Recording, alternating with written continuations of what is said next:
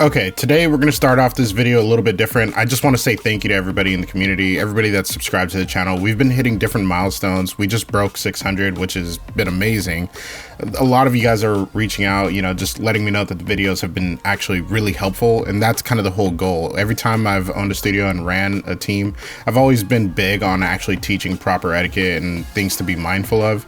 But this YouTube channel has just started, so I know that there's not a lot of content yet, but the support is definitely deeply appreciated. So here's to you guys. Cheers. With that said, as always, I'm Lou. I'm a mixing mastering engineer in LA with credible history, and if you're looking for quick and dirty videos on different topics that don't stray too long, then you found the right channel. Today I want to talk about parallel compression and some of the basic benefits of it. Honestly speaking, it's a very useful technique that you can use. It's not always necessary, but you see a lot of people kind of lean towards it because of its practicality and how you can apply it into the mix. Now, before we jump in on some of the uses of it, just understand that parallel compression just means that we are taking a track, whether it be a master bus, a sub mix, or an individual track. We are duplicating it. We're applying some heavy compression to that duplicate and we're blending it in with the original.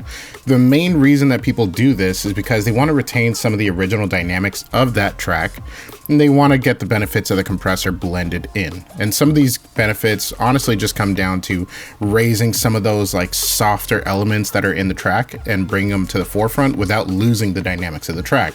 But let's jump in with a little more details. Something you might have seen before already is a mix wet knob on your favorite processor. Many times it's going to be on a compressor. A lot of times you see it on a reverb.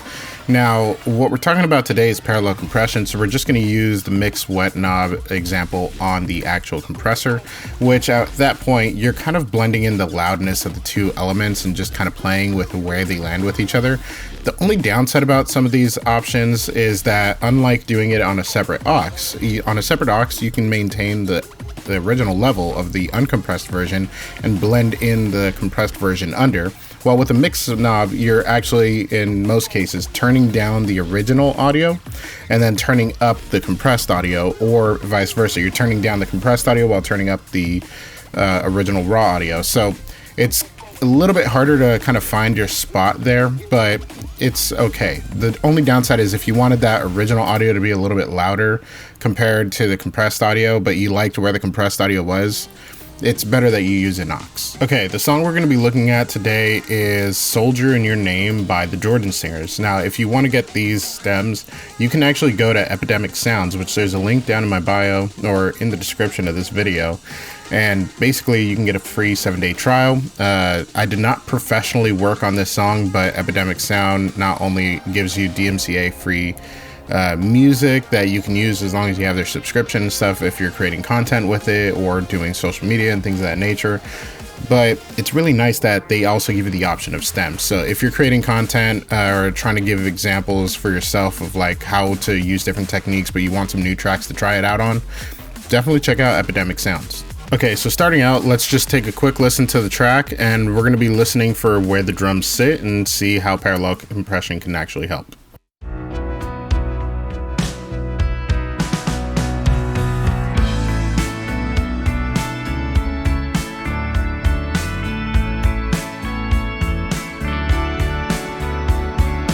Okay, honestly, the drums aren't mixed bad at all. So once again, let's actually just throw up an aux and throw up a compressor. We'll do the API. Boom. API 2500, super simple, super classic. I like the way it pops and makes things like hit harder. So let's just kind of exaggerate some of these settings, and we're going to turn on manual makeup just because I'm not super fond of the automatic.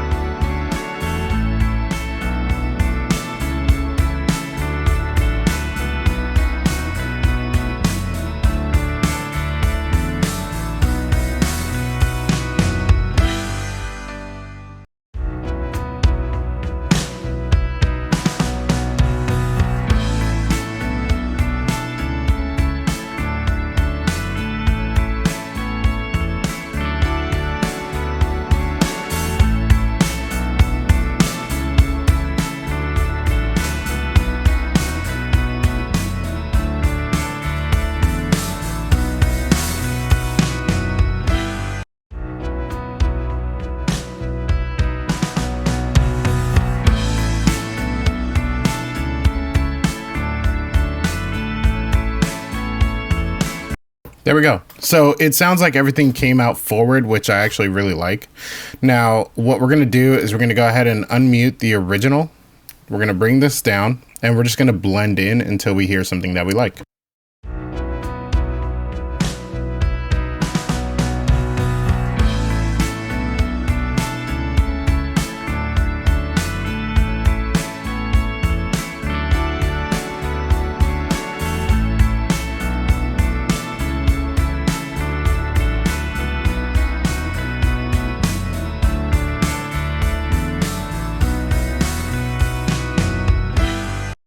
Okay, so something that you hear right away is the beater has a little more presence. That snare sounds a little bit bigger in the room, and the hi-hats come forward. And to be honest, it just sounds like it was played with a little more energy, and that's kind of what I like that I'm hearing out of it. Now, some things to be mindful about parallel compression is going to be this. Not all compressors are going to play well with delay compensation, and this can introduce some phasing issues. Basically, you're duplicating a signal, and the moment it goes off of its timeline, you can start getting some phasing effects, some chorusing effects, depending on how the plugin is working. Maybe the plugin itself has some delay issues and it's not playing well with Pro Tools. Not all DAWs deal with delay compensation so well. So, you know, if you're aware of it and you know how to compensate for it, you definitely want to. But in the analog world, not that big of an issue when it comes to compressors. Now, when it comes to equalizers, there are many equalizers out on the market. But when you're doing parallel processing, you want to use linear phase equalizers, so linear EQs. But the only issue with linear EQs is if you start doing too much of them, you can start introducing pre-ringing, which, as the name implies, it sounds kind of like a ringing in the range that you're kind of affecting. So you kind of want to be, you know, conscious of what you're doing. Now, let's throw on an EQ and I'll show you zero latency mode versus linear phase mode on Pro Q3 and how it sounds with the parallel processing. Okay, so we loaded up Pro Q3 onto this. Now, what we're going to do is we're just going to leave this in linear phase mode. And I want you to listen to how the kick and snare hit and how you can hear the low end really being punchy and additive to the actual track. Then we're going to switch it to zero latency mode, and I want you to hear how it's affected the sound. So check this out.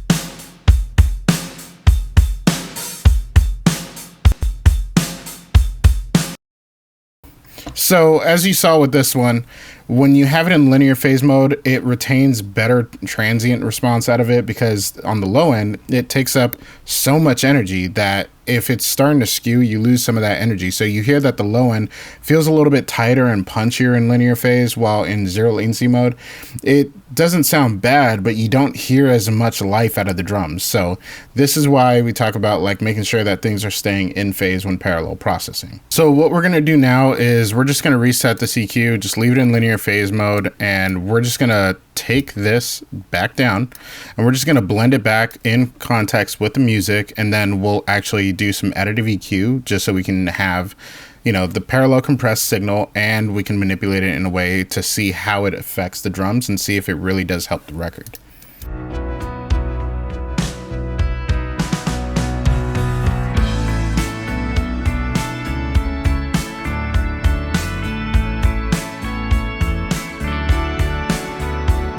Okay, I like that already because it's giving a little more life to that snare, but I still want a little more thump out of that low end. So let's take a listen.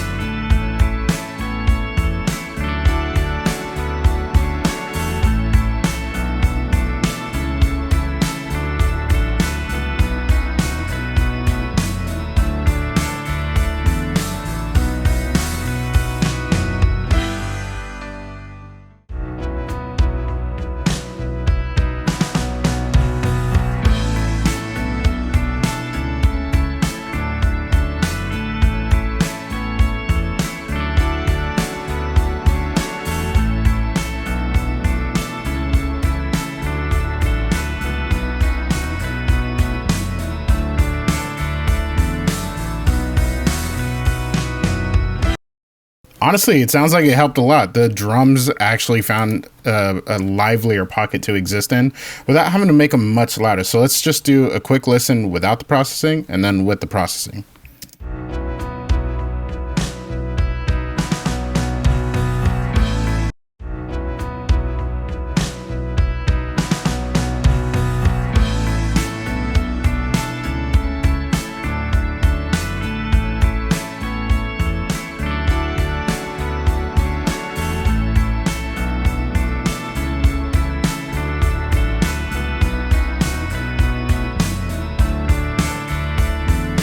Honestly, that helped out so much. That parallel compression is just one of those things that I love to use, especially when it comes to drums. Like I said, you do have to be careful with it. Don't just throw it on everything and just assume everything's going to be fine. Definitely take a moment and really read up on parallel compression and see if it's a technique you want to use. Try it out, get some tracks, have your friends send some out to you if you don't have any, or go to Epidemic Sounds. Like I said, 7-day free trial in the link and stuff. But you know, there's a bunch of resources for getting tracks to practice on. I believe there's a college that gives out stems and everything. But overall, if you like this kind of content, definitely subscribe to the channel. And as always, let me know if you thought this video was useful to you or not in the comments, if you think I should be covering other topics. But for now, I just really appreciate you guys being here. I'll see you guys on the next one. Peace.